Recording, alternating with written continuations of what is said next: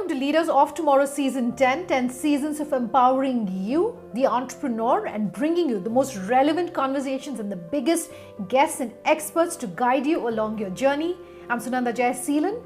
On the show tonight, we're talking all things personal finance and a big trend that is really taking place in the world of managing money, and that is as far as teaching children how to be financially literate. The why, the what, the when, the where of saving money, of making money, of investing, and just also gratitude when it comes to having the money that you do. I'm in conversation with three experts to decode just that. Let me welcome and introduce them. First up, we have writer, lawyer Sunira Sangvi, CEO, Learning Curve Academy, Binal Gandhi, and founder, Kids Money Smart, Bharvi Avlani.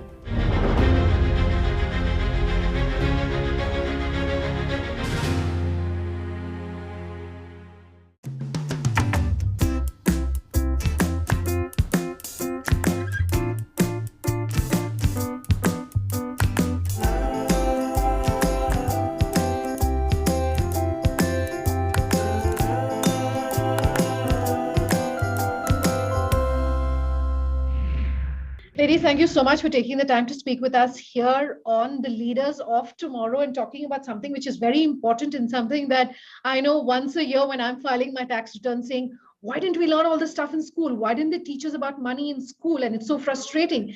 And the two of you have decided to do something about it. You've written a book talking about the importance of money, the how and the why and the when and the what of money for children. And that's something which is so crucial. And I want to discuss that book in length, but also talk about the importance of talking to children about money, saving. There's something called the SSG model, which I understand is in your book, and I want to go into all of that. But first, let's start with the book. And, Sunira, I do know that you have two young children yourself, and you're a former journalist who has, decided that this was very crucial. So was it just the bringing together of both your worlds, perhaps, the idea behind the book? The main motivation for the book for me personally was that when I started earning money in New York, I worked as a lawyer in New York before I became a journalist. And, I didn't know what to do with that money. I didn't know how to save. I just tried to spend less instead of, the basic of paying yourself first and putting that money aside first. And now when I look back, I was like, what was I thinking?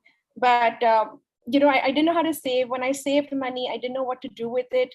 I didn't know, where to invest it, whether to put it in an FD or, I didn't know anything about the New York stock market. Yeah. So it was a very steep learning curve for me when it came to managing money.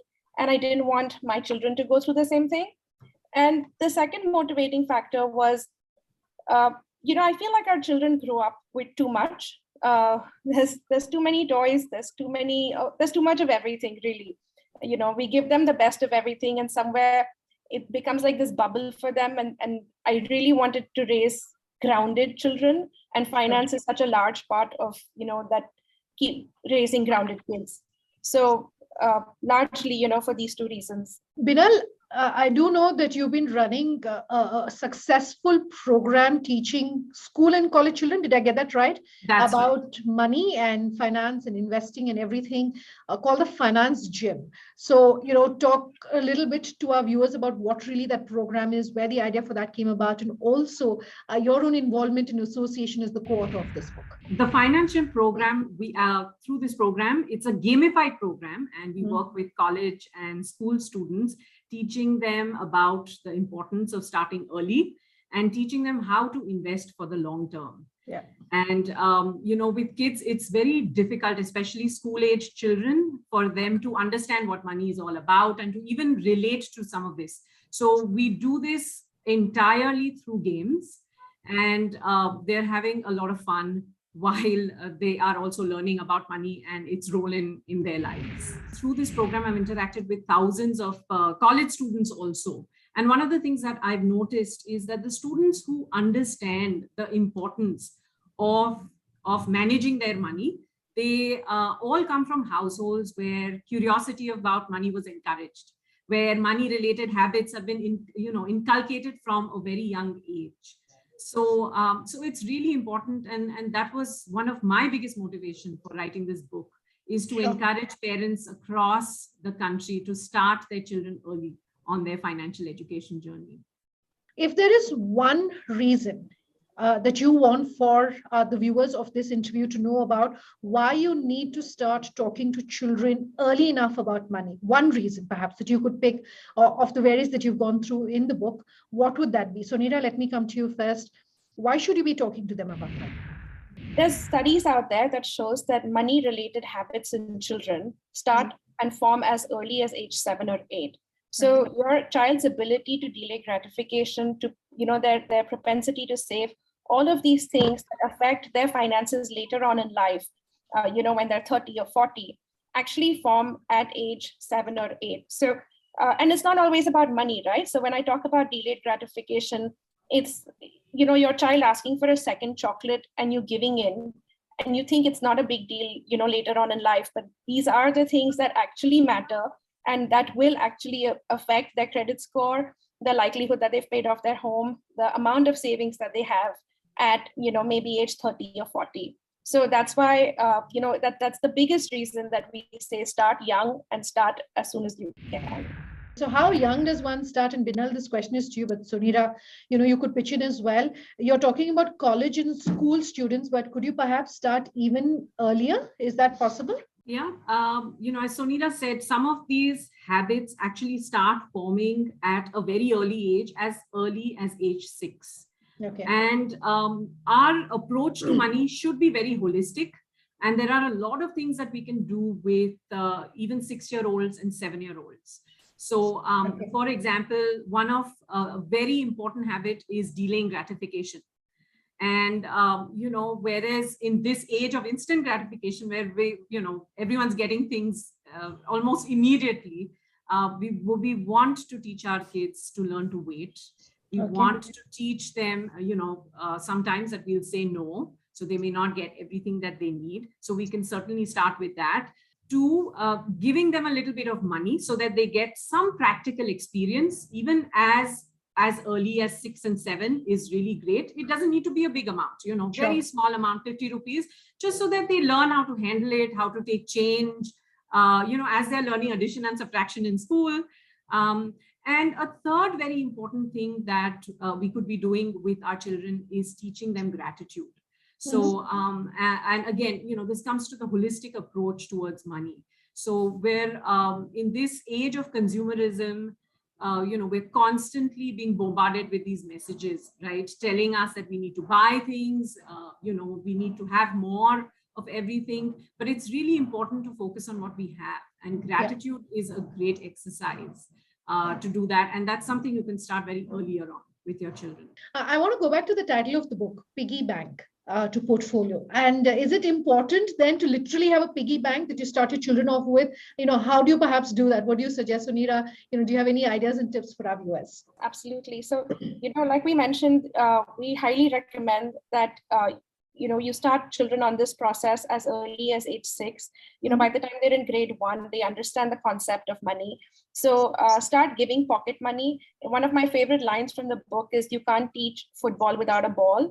And similarly, it's very hard to teach children about money without money. Okay. So, even if it's a small amount like 20 rupees or 50 rupees, if parents can start giving that weekly, because monthly, at age 6, a month is too long a time, and children don't grasp the lesson as well. So if they can start giving money weekly, and not just one piggy bank, but in fact, it have 3 piggy banks or 3 envelopes or even 3 plastic jars, where we recommend like a 60-20-20 ratio, but parents can decide on their own how they want to do it. So if you have 100 rupees, put 60 rupees and spend, 20 rupees and save, and 20 rupees in give. It's what we call the SSG model. And if you can start giving pocket money early and inculcate the idea of saving right from the get-go and giving right from the get-go as well. So, 20 rupees may not be enough to give, immediately, but over a period of time, if they save up enough 20 rupees, over a few weeks, then let them donate that money or give that money. So it teaches them the, it sort of sows the seed of giving back from a very early age. And even when it comes to saving, if we've taught them about saving, right from the get-go, when children start earning money, because this is something we see, right? Like 20-year-olds, when they start this, working and they get their first salary, they don't tend to save, they tend to blow up that money. Yeah. But if we've inculcated this from as early as age 6, that whatever money comes in, if you save 20% of that or whatever percentage, then that creates a savings habit. And that is very, very crucial. So that's what we recommend all parents do, is start pocket money as early as age 6. Disburse weekly. Please be consistent. It doesn't make sense to do it one week and give the second disbursement, in February or March or something like that. And, just divide it up and start spending, saving, and giving in that way. I'm going to slip into a short break on that note. Back in just a moment.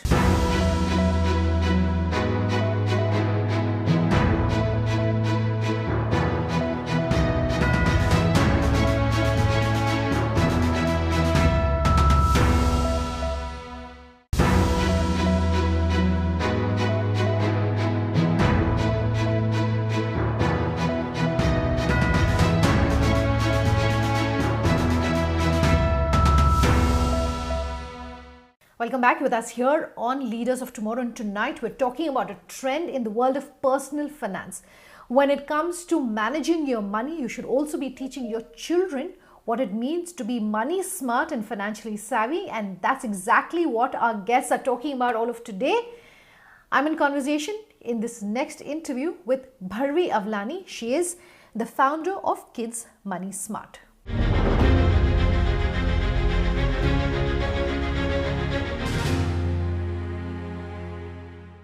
Hi, Bharvi. Thanks for taking the time to join us here on the Leaders of Tomorrow. So we're doing a conversation as far as saving, investing for children are concerned, for kids, Yes. and why you should be, perhaps, as a parent, as a teacher, as a school, as the ecosystem around the child, be starting planning and financial planning for children early and teaching them the how, the why, the what of money.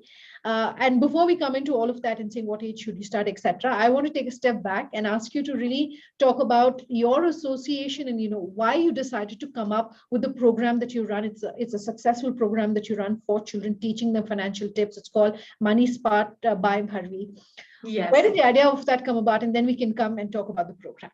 Okay, hello, and thank you once again to ET Now for welcoming me for the Leaders of Tomorrow show. So as we speak onto why, let's say we have a sewing box and there is a needle, okay? If you drop that needle, it will just get lost and it's very difficult to find it. But if you have a thread attached to the needle already, and if you have to find that lost needle, it's going to be very easy for you because of that thread. Talking back to why did I start? Yeah. Lockdown was one of the biggest reasons that I started this. However, when I was a child, people have always heard rags to riches as a story. I, as a family, have faced a story from riches to rags. And when I was a kid, when I was 10, I was facing a story that we've converted ourselves from riches to rags. And then I had my dad build it again and reach after 20 years of rags to riches again. So when I was a child, I have seen a lot of financial trouble, or I've seen a lot of finance being discussed at my house. And that's where I realized that it's very important for kids to be financially aware. I took it as a positive note where I learned that borrowings can be a problem. You should be aware of the emergencies, the risk and the rewards. And that's made me who I am today. That's an interesting concept. And, the two people that we spoke with just ahead of you, talking about the why and the what of financial tips and financial literacy for children, said you need to start early. 6 or 7 perhaps is a good age for you to start. Yes. What is your advice for someone who's watching this interview, who perhaps is a parent and has young children or has children, to say, now's the good time to start, or, perhaps this is the age at which you should be starting? You should start. So Warren Buffett sir himself told that it's okay to start teaching your kids about financial literacy when they're in preschool. So any age by 5 to 6 to 7 is just perfect. So I train kids from the age 5.5. So I believe the best age where they're ready to pick up pick up the concepts is 5.5 and up. So any age beyond 5.5 or 6 years is good for kids to start picking up all things money or concepts related to finance, money, or wealth. So let's break this up then and talk about your program. What does your program entail, Money Smart? How has it been designed? How long have you been doing this for? What details can you give us?